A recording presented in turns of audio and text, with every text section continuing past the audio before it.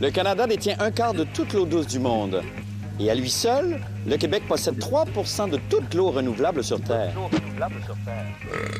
Mais le problème, c'est que cette eau-là ne nous appartient pas vraiment. C'est ça le Freak Show. Freak Show!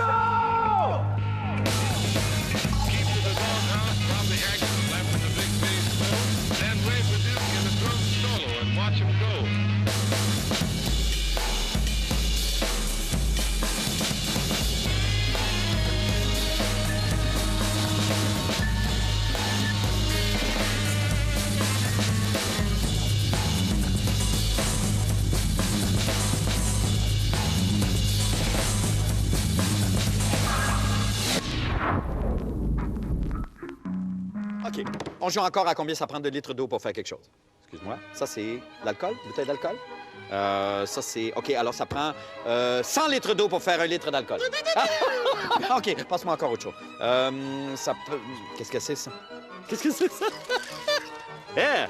C'est visqueux, c'est mouillé? Oh!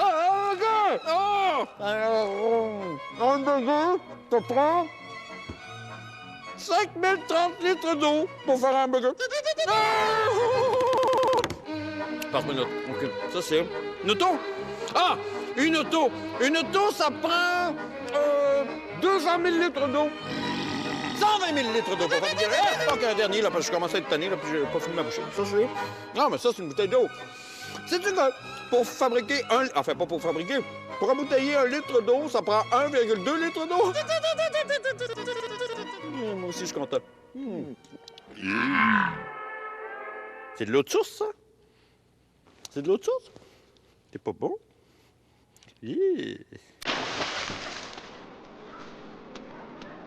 Amateurs d'expériences insolites, ben venez faire le test d'eau, la dégustation d'eau ici sur la scène du Freak Show. Vous êtes tous bienvenus, avant magasinage ou après magasinage. Qu'y-a-t-il de plus agréable que de se laisser aller à la dégustation d'eau? D'eau embouteillée, d'eau du robinet, voyez la différence? OK, je vais faire une petite dégustation, faire goûter des eaux différentes. Alors, si vous voulez bien, vous bandez les yeux. OK, je vais commencer peut-être avec, tiens, avec celle-là.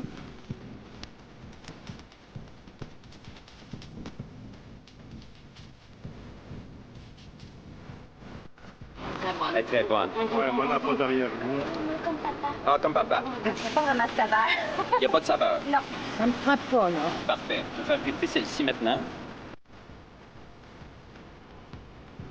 Ah, elle est meilleure, celle-là.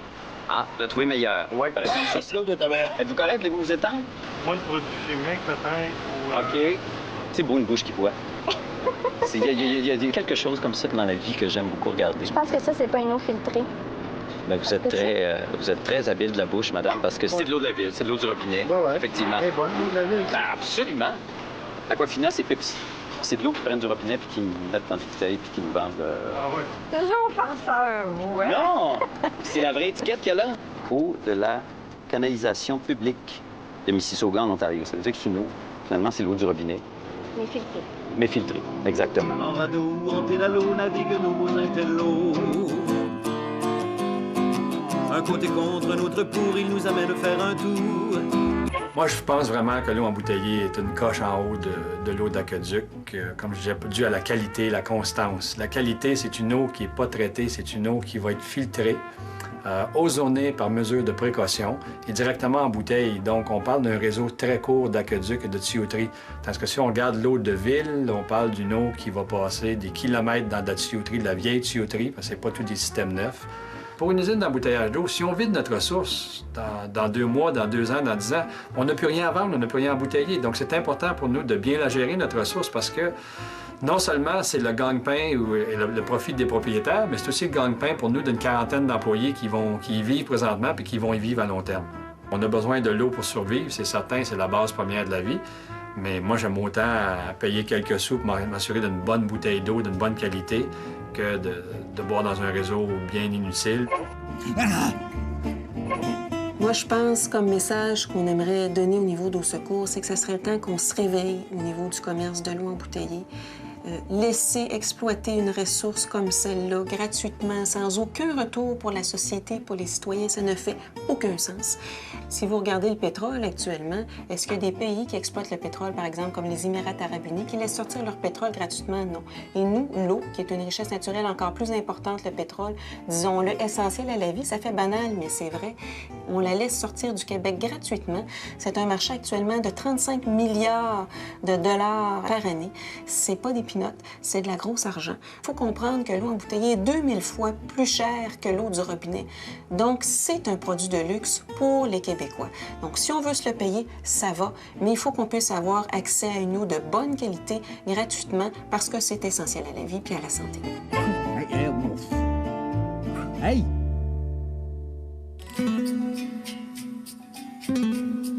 Ouais, franchement, mon ami, avec tes cours de sourcier par correspondance, je pense qu'on vient de faire un investissement incroyable. Il reste juste à trouver, à creuser, puis à pomper! Avec des bonnes idées, avec du pouvoir, puis avec de la bonne volonté, on arrive à tout. Hein? Sauf... Allons là où est le pouvoir?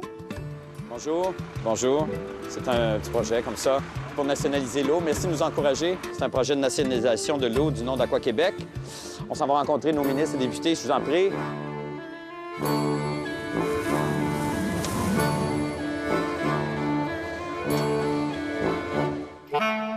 Pour le dernier petit bout, veux-tu conduire? Trop petit. Non! Oui. Est-ce que ce serait possible que Gus conduise pour le dernier tour?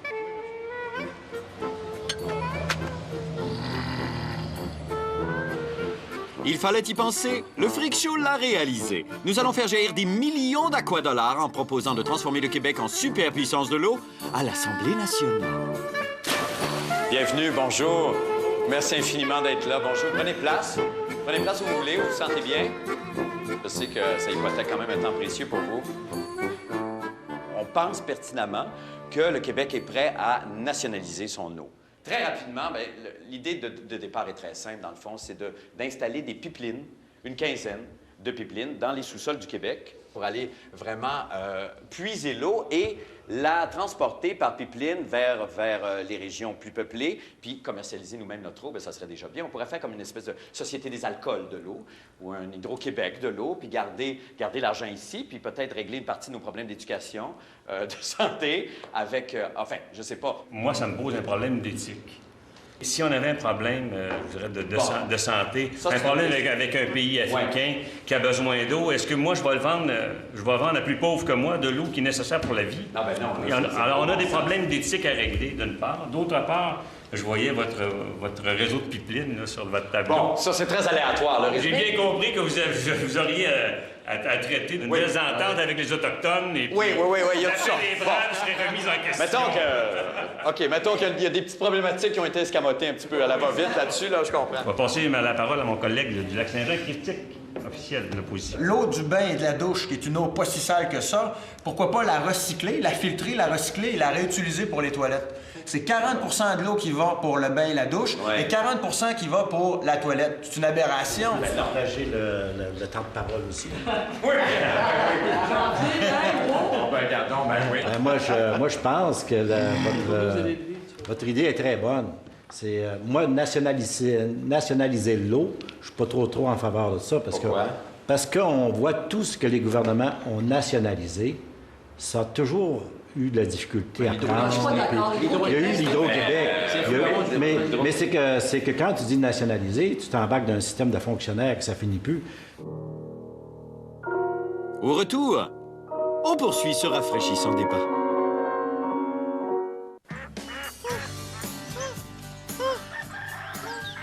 Zut! J'ai oublié les bouteilles d'eau. Pas de problème, chérie. J'ai mon Freshwater Maker. Une fois branché, le Freshwater Maker fonctionne 24 heures sur 24, attendant la pluie. Et s'il pleut pas, qu'est-ce qu'on fait? On utilise mon Fresh Orgasm Generator. Le Freshwater Maker, une autre exclusivité Canadian Rye. Commence avec moi!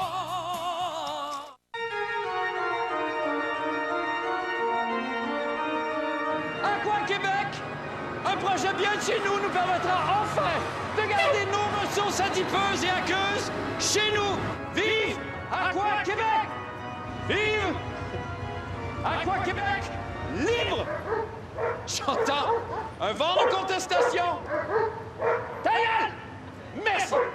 Le Freak Show s'est rendu à l'Assemblée nationale afin de rencontrer les élus et les inciter à transformer le Québec en superpuissance de l'eau. Comment ça se fait qu'il n'y a pas de redevance? Comment ça se fait qu'on ne taxe pas encore ce pompage-là? Moi, je pense que pour le secteur commercial, il est clair que ça urge qu'il faut établir une valeur à l'eau, puisque lorsqu'on voit une entreprise qui vient puiser l'eau, une entreprise américaine qui vient puiser l'eau pour aller la vendre en Chine par la suite, je pense qu'il y a quelque chose d'inacceptable. Et l'établissement d'une redevance, on l'attend depuis plusieurs années. Qui décide de ça? On est toujours dans l'éthique, finalement, puis on est toujours dans... la complexité. Un gouvernement qui va décider individuellement de taxer les gens, il va se faire dilapider, il va se faire dire encore une taxe supplémentaire. Comment expliquer à la population que c'est une nécessité pour mettre en place une politique nationale de l'eau? Mais il y a des entreprises ou des agriculteurs qui n'ont pas besoin d'eau potable, qui se captent directement, eux autres, dans les rivières, dans les bassins, et qui utilisent l'eau pareille et qui la renvoient bien souvent souillée après, parce qu'ils l'ont pas utilisée pour la vendre, mais l'eau, ils l'utilisent pareil. Qu'est-ce qu'on fait avec les gens qui ne passent pas par le service de la ville parce qu'ils peuvent capter directement dans la rivière qui passe à côté? Vous allez parler peut-être avec le ministre de l'Environnement, mais quant aux moyens qu'on va utiliser, là, on verra quel débat qui se fera. Mais moi, je pense qu'au moins sur le principe, on va sortir d'ici en se disant qu'on a un point commun. On a tous un point. Hey, on s'en voit à Noël. On partage avec vous. Il y a sûrement des brunchs où on peut s'inviter les uns les autres. Il y a sûrement des manifestations. Ben oui. C'est toi qui es le responsable de l'horaire. Est-ce qu'on sait pourquoi j'ai une poupée ici? Elle est toujours là, dans toutes les entrevues. Elle, lui, Bernard, pour prouver que notre je suis conscience. Chez vous. Ben c'est comme, c'est un monde qui voyage. À quand on va exiger des redevances sur l'eau qui est pompée ici, que ce soit par les grandes entreprises ou par ceux qui embouteillent l'eau, qui vendent à l'étranger? Quand est-ce qu'on va pouvoir taxer ce pompage-là? L'application de cette redevance commence en 2006. Ah, c'est sûr, Donc, tout va être en place cette année, en 2006, pour pouvoir l'appliquer, oui. À partir de quand, en 2006? Au début 2006? Bien, notre projet, c'est justement de le commencer avant la fin de l'exercice, donc avant la fin du 31 mars. Ah, ouais. Qui est 2006, oui. Comment vous allez faire pour départager ça de façon équitable, les redevances que vous allez demander à tous ces gens-là? Le défi du développement durable, c'est de regarder en même temps les aspects environnementaux, économiques et sociaux. Il faut regarder tout ça en même temps.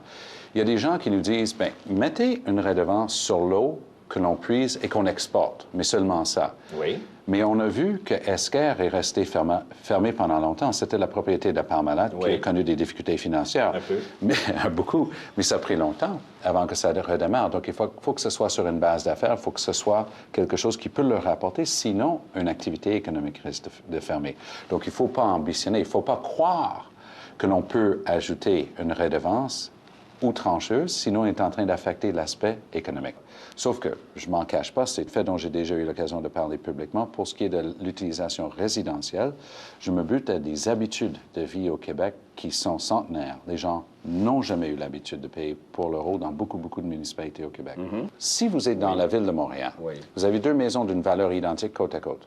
Il y en a une qui a une grosse piscine creusée, et un système d'arrosage et 3 VUS dans l'entrée, et l'autre fait une utilisation rationnelle de l'eau, mais c'est l'autre qui paye pour la piscine, parce qu'il paye la même chose, la valeur de la maison.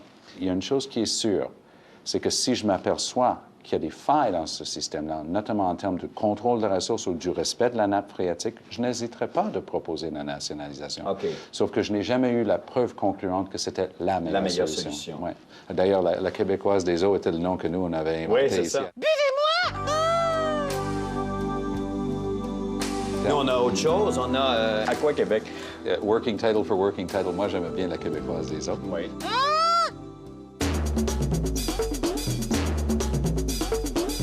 She's black! She's back!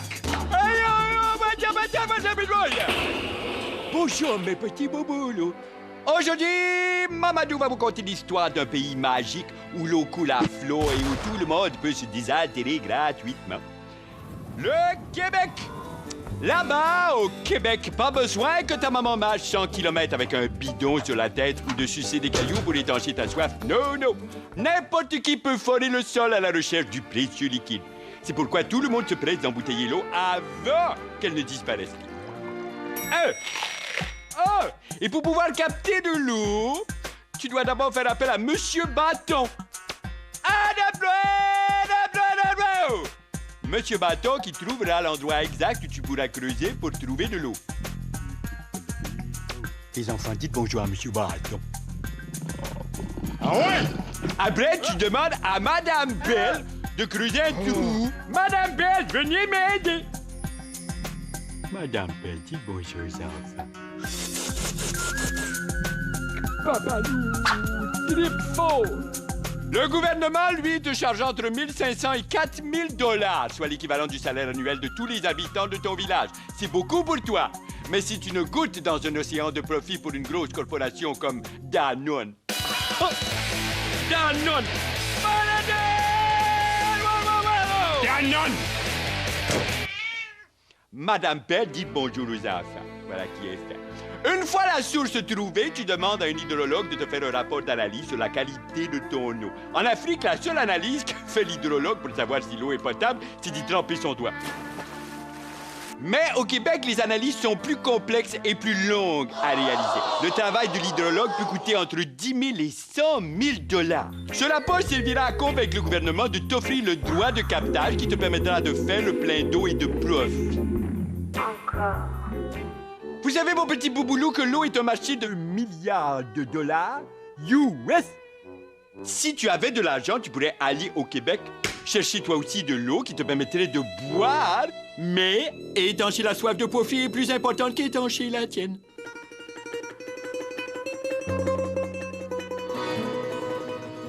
Est-ce qu'il y a une politique du ministère du Développement durable au sujet de l'eau? Oui, il y a une politique qui s'appelle la politique nationale de l'eau qui a été rendue publique en 2002, en novembre 2002. Ah, quand même une politique nationale. Politique nationale, il y a 57 engagements qui touchent différentes facettes de la gestion de l'eau, de la législation jusqu'à protection des marais, des zones humides, etc. Où est la priorité à ce moment-là? Qui va utiliser l'eau en premier ou qui va avoir droit d'utiliser l'eau en premier? Bien, c'est sûr qu'on n'a pas encore prévu est-ce que les hôpitaux vont prendre de l'eau avant les municipalités, etc., parce qu'on n'a pas eu besoin de le faire. Ouais. Et on prévoit pas avoir besoin de faire ça à court terme, parce qu'il y a des grandes quantités d'eau souterraine. Est-ce qu'on connaît l'état des nappes phréatiques en ce moment au Québec? Dans certains cas, oui, dans certains cas, non. C'est à peu près un pourcentage de je vous dirais qu'on a à peu près peut-être 15 % où on a des bonnes connaissances. Au Québec, on n'a jamais vraiment eu intérêt à connaître vraiment quelle quantité d'eau on avait. Oui. Donc, nous, dans le cadre de la politique, on a dit qu'on ferait un programme de connaissance des eaux souterraines. On connaît déjà la région de Mirabel très bien. On connaît aussi la région de Portneuf, où on a des bonnes informations. On finit actuellement, on est la 3e année d'un programme, d'une étude, sur le bassin versant de la rivière Châteauguay. Donc, on a une bonne connaissance de celle-là. Une relative, si je comprends bien. Parce que on finit l'étude sur celle-là, on a une très bonne connaissance au niveau de la Châteauguay. Maintenant, il faut entreprendre sur les autres. On a prévu une connaissance des aquifères habités sur une quinzaine d'années.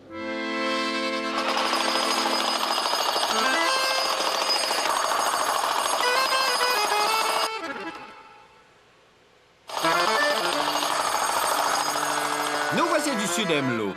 Beaucoup. Chaque fois qu'ils tirent la chasse, c'est 4,5 milliards de litres d'eau potable qui s'en va avec leur caca. Ils ont détourné le fleuve Colorado pour irriguer la Californie et ses millions de culturistes. Ils ont vidé le Rio Grande de 75 % de son eau pour arroser des terrains de golf en plein désert. Ils sont en train de pomper sans restriction l'Ogallala, la plus grande réserve souterraine d'eau douce du pays. Pour rassasier leur soif, il a déjà été question de construire un grand canal partant de la baie d'Hudson afin d'importer notre eau chez eux. Et ils ont même déjà pensé détourner les eaux des Grands Lacs pour enflouer le Mississippi qui s'assèche de plus en plus vite. Et si on ne fait pas attention, nos voisins vont finir par prendre leur bain chez nous.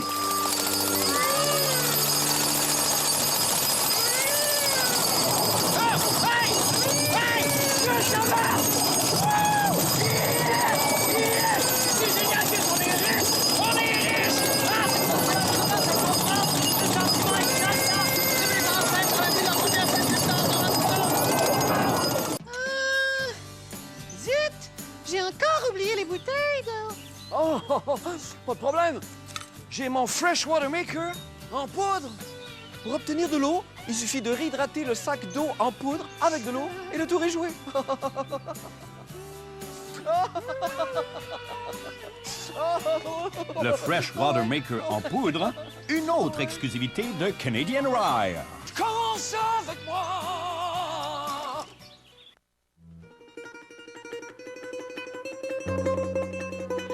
Non, mais sérieusement, Gus, là, on a bien fait de suivre la suggestion du ministre Mulcair quand même. La Québécoise des eaux, c'est franchement plus sexy comme nom qu'Aqua-Québec, hein? Oui. Ah non, puis ça fait tellement plus, je sais pas, c'est tellement plus branding, c'est tellement plus marketing. Oh, on va devenir tellement riche. Suivez-moi! We're gonna laugh all the way to the bank, baby. Oh, oui. Puis, je sais pas pour toi, moi, j'ai tellement pas de scrupules avec la nappe phréatique. Je sais pas, il y en a toujours de ça. Il y en a toujours de ça. Ça coule tout le temps, c'est tout le temps mouillé, c'est tout le temps... Ça fournit. C'est... Pompons la nappe! Oh, pompons la nappe! Ou, comme disent les Américains, pompons la nappe! Est-ce qu'on connaît l'état des nappes phréatiques en ce moment au Québec? Les élus ont tout le temps pensé qu'on est un pays d'eau. Et bon, comme les forêts. C'est correct, là. Ouais. Et on n'en manquera jamais. Ouais. Maintenant, on n'a pas eu encore de grande pénurie d'eau au Québec. C'est pas tout à fait arrivé. Alors, on commence à les avertir. Attention, la population augmente, le nombre d'industries augmente. Et là, il faut sortir le cash, là, le fric, il faut qu'il sorte, là, pour faire... Et c'est 3 millions par nappe phréatique. Et il y en a 300. Pour faire une étude exhaustive, à savoir à peu près l'état 3 millions. Par nappe, quand même. Ouais. Alors, c'est de l'argent. Hein? Puis il y en a 300 où on vit, là. Nous, ce qu'on a demandé, c'est un moratoire. On a dit, écoutez, là, on ne veut pas couper là à personne, là, mais ça se pourrait-tu que vous arrêtiez de donner des permis pendant un petit bout de temps, là? Ça se pourrait-tu que vous arrêtiez d'augmenter les permis que vous avez déjà donnés, là, puis vous commencez à faire des études sur les nappes phréatiques les plus dangereuses? Alors, ils ont dit oui, mais ils n'ont pas mis le budget. Alors, ils ont commencé à en faire une, c'est intéressant, dans le coin de Châteauguay. Une toute petite nappe, mon cher ami. Jolie comme une jeune fille au printemps. Là, voilà, vraiment, et c'est bucolique même. Ben oui, c'est tout petit, imaginez-vous, de Châteauguay à la ligne américaine. À quoi sert un ministère de l'Environnement dans ce cas-là? Il sert à protéger l'environnement pour que les compagnies puissent continuer à œuvrer. OK.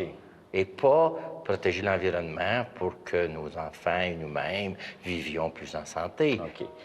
Question générale, à qui appartient l'eau aujourd'hui? Au Québec, l'eau des lacs, l'eau des rivières appartient à l'État. C'est écrit dans le Code civil. Le Code de l'eau souterraine, décrit aussi dans le Code civil, elle appartient à celui qui a un salage dessus. Alors, ça veut dire que si vous avez une maison, une ferme, et que vous êtes au-dessus d'une nappe souterraine, vous pouvez en prendre tant que vous en voulez dans le premier paragraphe. Le deuxième paragraphe dit « en autant que vous nuisez pas aux voisins ». Ce qui veut dire quoi, ça? Ça veut dire qu'on n'enlève pas de l'eau que le voisin a besoin. Oui, qu'il a besoin de c'est ça. Puis, Sauf que c'est pas évident, ça, là. Alors, votre voisin s'installe. Il est charmant, d'ailleurs. Il arrive avec ses gros camions. Il s'appelle peut-être Danone. Et vous avez 14 vaches. Puis vous regardez ça d'un œil. Ah, l'industrialisation arrive. Il se met à pomper de l'eau. Et là, vos vaches refusent de boire l'eau. Comment ça se fait? Il buvait de l'eau hier. Pourquoi il en boit plus aujourd'hui? C'est qu'en pompant beaucoup d'eau, lui, il a changé la texture de l'eau. Les minéraux ont changé, etc. Les vaches trouvent un nouveau goût à l'eau, ne veulent plus boire. Ça fait des années que tout le ministère de l'Environnement est organisé pour être un support aux promoteurs pour le développement durable de l'économie. OK. C'est incroyable. Oui, c'est intéressant. C'est pas prêt de changer, ça. Ça va rester comme ça tant que... C'est pas dans le discours d'aucun politicien actuellement. D'aucun. Le ministère de la Consommation responsable présente l'eau, source de soucis. Le citoyen consciencieux peut-il faire quelque chose pour protéger l'eau, support de vie sur Terre? Voulons-nous vraiment que des étranges commercialisent nos sources sans nous laisser en boire? Moi, t'en prends 400 gallons, man. Regardez les étiquettes des bouteilles et optez pour des sources embouteillées par des entreprises de chez nous, comme Amaro et la Poséidon. Vous pouvez aussi vous intéresser au débat de l'eau, du type « Va-t-on privatiser les systèmes d'aqueduc et vous refiler la facture? » Jamais été question de privatiser l'eau. Ramassez vos Saint-Saëns, car très bientôt les bouteilles d'eau seront consignées à leur tour. Mais un pas en avant, 2 en arrière, la grosse de 15 litres sera jetable. Allez donc comprendre. Considérant les politiques actuelles, investir dans une source d'eau serait profitable. Creusez votre propre trou et pompez. Vous pourrez ainsi faire de l'argent et assurer la survie de votre patrimoine. Sinon, inspirez-vous d'André Boutillier et appuyez l'organisme au secours. Car question importante, s'il en est une, Avez-vous pensé au nombre incalculable de choses qui dépendent de l'eau? Regardez ce vigoureux homard. C'est l'eau qui lui permet de vivre et de bouillir afin de caresser votre fin palais. Et ce vigoureux pêcheur, c'est l'eau qui lui permet de pêcher le homard. Et cette vigoureuse pitoune, c'est l'eau qui lui permet de voyager jusqu'à la Syrie où elle sera transformée en cage à homard. Oh, les délicieux homards. Parlons de homard. Enfilez votre carapace car voici le jeu de la semaine. Trouvez une belle machine distributrice Dasani ou Aquafina. Ne la buvez pas! Armé d'un boyau et de quelques bouteilles vides, essayez-vous aussi de vendre de l'eau du robinet. Ah, ça c'est bon, je t'ai caché là. Je t'ai vu. Tu viens de prendre la Dasani? Non, oui. Oui, ben oui. Vous savez que c'est de l'eau du robinet, ça, de la Dasani, hein? Pour un meilleur goût, si vous permettez, c'est de l'eau que j'embouteille moi-même. C'est fait maison, c'est un produit... Oui, c'est un produit chez nous. Ce que je fais, dans le fond, c'est que c'est un phénomène d'osmose inversée. Ils appellent, c'est que je prends l'eau du robinet, puis je la tourne dans ma bouche, puis je donne une petite saveur spectaculaire. Oui. C'est comme c'est jeune, c'est tendance. C'est un cadeau de l'émission. C'est un cadeau de l'émission. Eh bien, parfait. Ça me fait plaisir. Non, mais qui aurait pu dire qu'on aurait vogué sur l'eau comme ça jusqu'ici, hein, mon Gus? Ah oui. Oh. Seigneur, una québécoise des eaux. Gracias, signorita. Mais qu'est-ce qu'il y a de plus noble que d'étancher la soif du monde, mon Gus, hein? Oui! Hey, bon freak show! Oui! Ah.